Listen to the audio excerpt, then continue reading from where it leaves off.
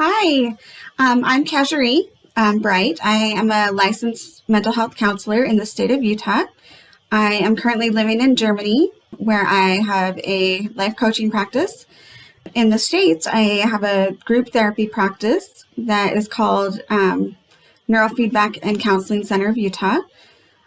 I do some counseling in Utah, and I also provide life coaching in the United States. Our practice has been around since 2009. The goal of our practice is to help people succeed and to help people have a better life using counseling techniques and neurofeedback to improve mental health. We have several therapists in our office. We have Brandy and Kit and Bree and Christy.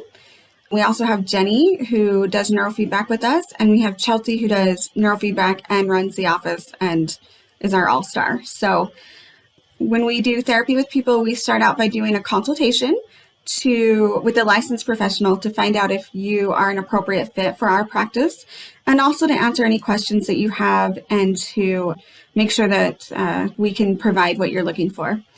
Today, I want to talk about the difference between beliefs and negative thoughts. So this is a little bit complicated and it's a little bit confusing. And I think a lot of therapists get confused about the difference between a negative thought and a negative belief. A lot of times our negative beliefs are the fuel to the fire for our negative thoughts, and they drive our negative thoughts. And so if you're working on changing your mindset, working on changing how you feel, one way to start is by working on your negative thoughts. But unfortunately for a lot of people, just working on the negative thoughts is not enough. You've got to get down to what is the belief that's driving that negative thought. So one thing I wanted to talk about is where beliefs come from. I've made this little diagram, and I hope you can read it. Okay.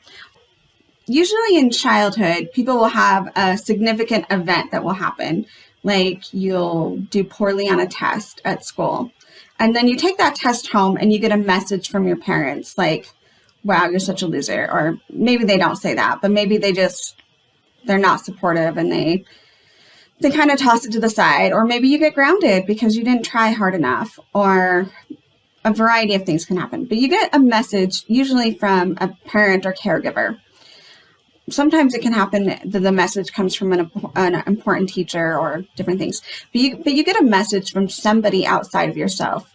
And then that leads to thoughts that you have about yourself. So self-thoughts like, wow, I really am a failure, or wow, I really am not good enough, or wow, people really won't like me, or people really don't like me. And those self-thoughts, they impact your self-esteem and how you feel about yourself. And when that, if that happens just once or twice, it's not a big deal. It doesn't really do anything. But the problem becomes when you have multiple events and you get the same message and your mind goes, wait a minute, there must be something true to this because my school teacher said it, my friend said it, my parents said it, my brother said it. And you start to think like, wow, maybe I really am a failure, or really maybe I am not good enough, or whatever it is. And this belief starts to happen. Sometimes the message is just that you're not supported. You're just, it's not even a negative message, but it just is a feeling that you're not supported or that no one cares about you. And logically, as adults, we can go, oh, that was a one-time thing. It wasn't a big deal. But when we're children, we're still forming ideas about ourselves and the world. And the only people that we get those ideas from are our parents and our teachers and our siblings and our friends. So when our friends and siblings and parents, when they give us these negative messages, we automatically believe them. As children, we don't go, I wonder if they're wrong. We go, oh, that's mom or dad. They must be right. They know more than me. One of the first things that we do, or I like to do in therapy, is to identify what the negative belief is that you have about yourself. And then what started that? Where did that belief come from?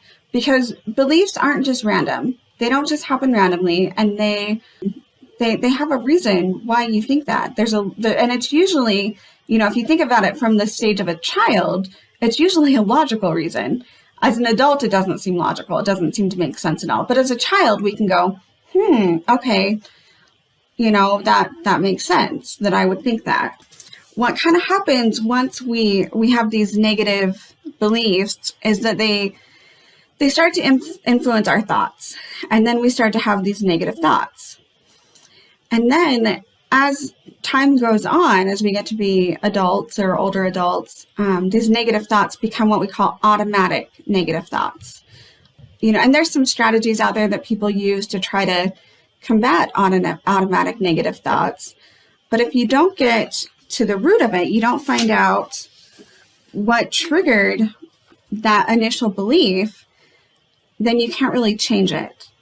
Automatic negative thoughts are things like if you've had bad experiences with your boss and your boss calls you and your automatic thought is, what did I do now? Or what's wrong now?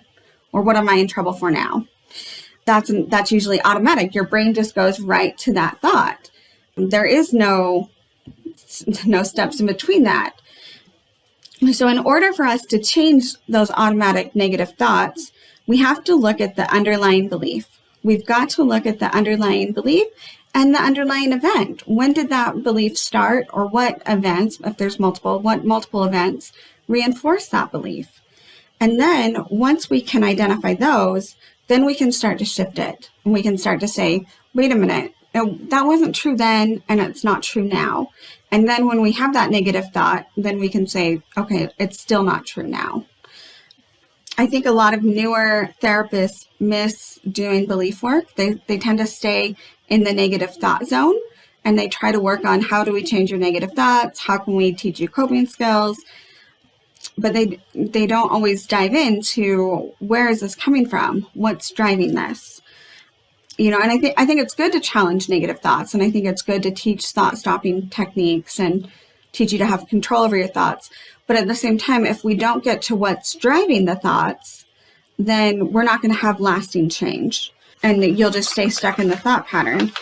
It's so interesting because people will say to me, I know logically that my thoughts aren't true, but I don't know what to do about it. Like I can't get them to change.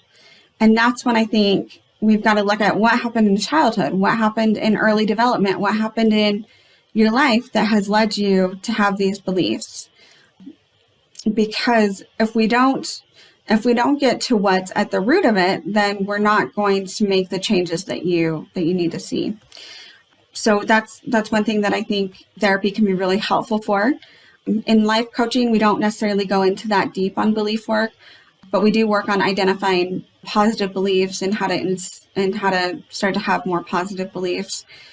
But definitely, if you're struggling with negative thoughts, if you're struggling with negative self-esteem, negative beliefs about yourself, therapy is a great place to go and look at those and look at what caused this and why can't I change it? Why is it staying? Why does it still have power? And then we can help you start to have more power over your thoughts, over your mind, and over your beliefs. If you're interested in therapy with us, our number is 801-855-7999. Or you can book an appointment for a consultation on our website at www.ntcutah.com. Thanks.